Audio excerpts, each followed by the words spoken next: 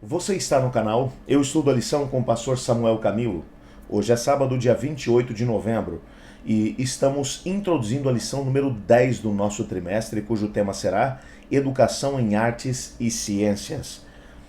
Como temos estudado durante esse trimestre, fundamental para que tenhamos a possibilidade de conhecer Deus, de sabermos qual é a sua vontade para a nossa vida, é um conhecimento daquilo que foi revelado em sua palavra.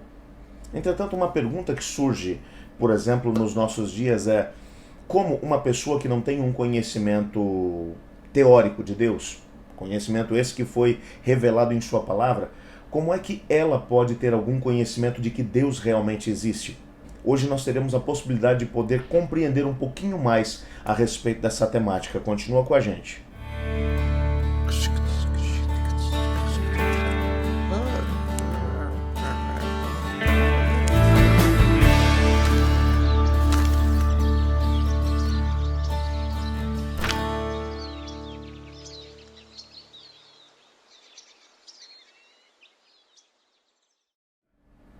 Pessoas, por exemplo, que não têm um conhecimento teórico a respeito de Deus, mas que olham para a natureza com as lentes corretas, elas são capazes de poder perceber a existência de Deus. Existem, por exemplo, alguns textos na Bíblia, como o Salmo 19, verso 1, que diz: os céus proclamam a glória de Deus e o firmamento anuncia as obras das suas mãos. Esse texto é muito claro ao mencionar que quando você olha para aquilo que foi criado por Deus, para a criação que Deus fez, você pode enxergar a assinatura de Deus, você pode perceber que Deus é alguém, é um ser presente que organizou todas as coisas que existem dando contexto ao nosso universo. Isso faz, por exemplo, com que ninguém possa ser considerado sem desculpas diante do julgamento de Deus, de dizer: eu não sabia que Deus existe. Paulo vai trabalhar exatamente essa mesma ideia em Romanos no capítulo 1, versos 18 a 20. Olha o que ele diz: a ira de Deus se revela do céu contra toda impiedade e perversão dos homens que detêm a verdade por injustiça. Portanto, o que de Deus se pode conhecer é manifesto entre eles, porque Deus lhes manifestou. Porque os atributos invisíveis de Deus, assim como seu eterno poder, como também a sua própria divindade, claramente se reconhecem desde o princípio do mundo, sendo percebido por meio das coisas que foram criadas. Tais homens são, por isso, indesculpáveis.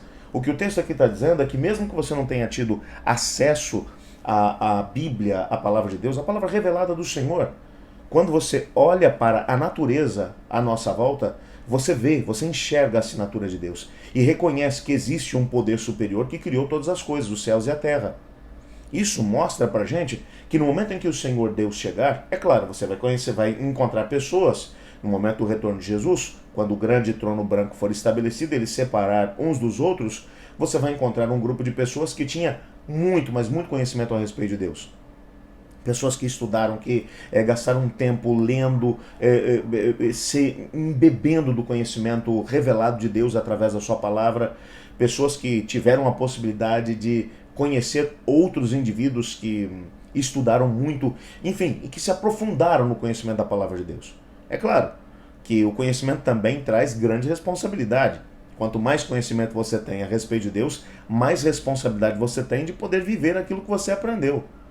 É por isso que a Bíblia Sagrada vai mencionar que cada um vai ser julgado de acordo com o conhecimento que teve. Deus é um Deus fantástico, é um Deus amoroso e um Deus justo. Ele não vai cobrar de uma pessoa aquilo que ele não sabia. Mas quanto mais conhecimento temos, mais responsabilidade temos sobre a maneira como nós lidamos com esse mesmo conhecimento. Entretanto, e aqueles que nunca tiveram conhecimento teórico a respeito de Deus? O que Paulo está dizendo aqui é que todos nós podemos saber que Deus existe. Claro, você vai encontrar pessoas no momento em que tiverem que chegar diante de Deus que vai dizer: gente, eu não sabia disso aqui tudo, não sabia que o Senhor era assim, eu imaginava outras coisas. Por quê? Porque não teve conhecimento da palavra revelada de Deus, mas sabia que existia um ser superior. Portanto, Paulo vai dizer que ninguém é indesculpável diante de Deus. Até porque as artes e, ao mesmo tempo, a própria natureza, ela reflete beleza e verdade. Elas também podem ser fontes através das quais nós vamos ter a possibilidade de poder saber que Deus existe e que Ele criou todas as coisas. Ah, pastor, mas e se eu não chegar a essa conclusão? Bom, aí é a maneira como você vai estar encarando a natureza e as coisas criadas sob uma lente. Todos nós escolhemos acreditar em algo ou desacreditar de algo.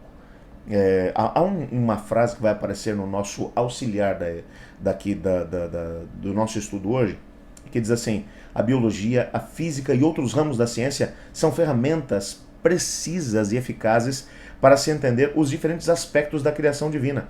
Porém, com frequência, tropeçam em relação às origens. Por exemplo, dizem que há apenas duas coisas certas nesse mundo: a morte e os impostos. Mas uma coisa que a gente pode saber quando a gente analisa a história sagrada, ou quando analisamos a nossa própria experiência à luz das escrituras sagradas, nós sabemos que a morte, apesar de hoje ser um elemento que é certo para nós, aliás, abrindo um parênteses, quantos de nós estamos nesse momento com medo por causa do Covid-19, com medo de podermos ser contagiados? Todos os dias, centenas de pessoas têm perdido a vida por causa desse vírus nefasto. E as pessoas cada vez mais repetem a frase: o que é mais certo na nossa vida é que a morte é aquilo que vai alcançar a todos. Nós não temos como fugir da morte. Mas a Bíblia vai mencionar pra gente que nem sempre foi assim. Nem sempre a morte teve lugar no nosso planeta. A morte passou a ter lugar. Ela, obviamente, que alcançou um lugar de destaque dentro do nosso planeta, pois todos pecaram e estão destituídos da glória de Deus. E o salário do pecado é a morte. Ou seja, desde Adão não dá para poder fugir da morte. Mas uma coisa também é certa, lá em 1 Coríntios, no capítulo 15, a Bíblia vai dizer pra gente que Deus vai matar a morte. Deus vai jogar a morte dentro do lago que arde com fogo e enxofre e vai destruí-la, para que ela nunca mais tenha domínio sobre a humanidade. Portanto, a morte tem começo, meio e fim. Apesar de não termos a possibilidade de poder descobrir isso simplesmente através da natureza, porque todo o ciclo da natureza segue essa mesma ordem: nascimento, desenvolvimento, um processo de degradação, um processo de velhice e depois a morte.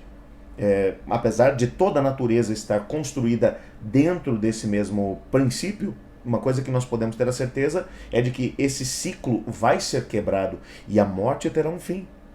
Mas, obviamente, que para podermos conhecer isso, nós teremos que conhecer um pouco mais daquilo que foi revelado a respeito de Deus. Por exemplo, uma decisão moral e espiritual, ela acabou afetando o próprio mundo físico. Se você olha para Romanos capítulo 5, verso 12, você descobre exatamente isso. Olha o que o texto vai dizer: portanto, assim como por um só homem entrou o pecado no mundo e pelo pecado a morte, assim também a morte passou para todos os homens, porque todos pecaram. Ou seja, a morte começou com o ser humano, mas o que nós sabemos é que a morte terá um fim. Há um detalhe que a gente precisa compreender, é que Deus, ele acabou escrevendo e organizando de uma maneira tremenda as leis que regem o nosso universo.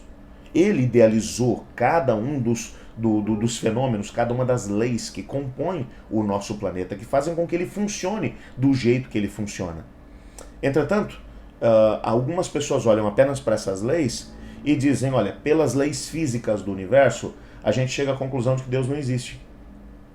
Há um texto que vai aparecer aqui também no nosso guia de estudos, mais especificamente no nosso auxiliar, que é um texto de Michelson Borges, onde ele vai dizer assim: Deus é o mantenedor da vida, mas ele estabeleceu leis que fazem tudo funcionar aparentemente de modo automático.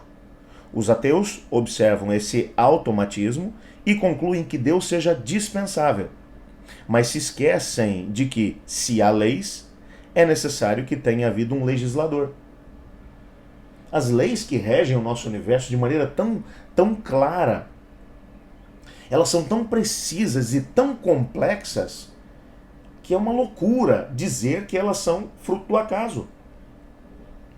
Tudo dentro do nosso universo, desde o que acontece dentro do nosso planeta, como o próprio movimento dos planetas, das galáxias, das estrelas, tudo é tão preciso e milimétrico que é realmente quase impossível pensar que tudo isso foi fruto do acaso.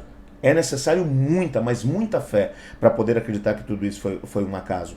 As próprias leis fixas do universo mostram pra gente que existe um legislador por detrás dessas leis tão fantásticas. Nessa perspectiva, a educação e ao mesmo tempo a cosmovisão cristã, ela não comete esse erro. Ela considera a natureza como evidência e ao mesmo tempo um meio para podermos compreender Deus. E é nessa perspectiva que o nosso guia de estudos nessa semana vai estar trabalhando. Nessa semana nós examinaremos alguns princípios envolvidos em nossa maneira de ensinar as artes e as ciências a partir da perspectiva e ao mesmo tempo da cosmovisão cristã. Ou seja, nós entendemos tanto as artes como a ciência sob a perspectiva daquilo que Deus é, aquilo que é revelado a respeito dele na palavra de Deus. Só para você poder entender um pouco daquilo que te espera essa semana, amanhã nós vamos estudar sobre uma temática que vai mostrar que somente Deus pode ser entendido como sendo o Criador ou o responsável por tudo aquilo que temos no nosso planeta. Depois, na segunda-feira, o nosso tema será a beleza da santidade. Terça-feira, especialistas no erro. Quarta-feira, tolice e sabedoria. Quinta-feira, o Senhor repreendeu ou respondeu a Jó. E na sexta-feira faremos um estudo adicional do nosso tema principal da semana, que é educação em artes e ciências. Portanto, vai valer muito a pena estudar junto nessa semana. Vamos orar pedindo a Deus para que Ele nos dê sabedoria para compreendermos esses temas que analisaremos durante essa semana. Obrigado, Senhor, por Tua palavra e porque nela descobrimos que o Senhor tem planos para cada um de nós. Ajuda-nos a podermos compreender Teus planos e a vivê-los, pois é em nome de Jesus que oramos. Amém. Eu estudo a lição. E você?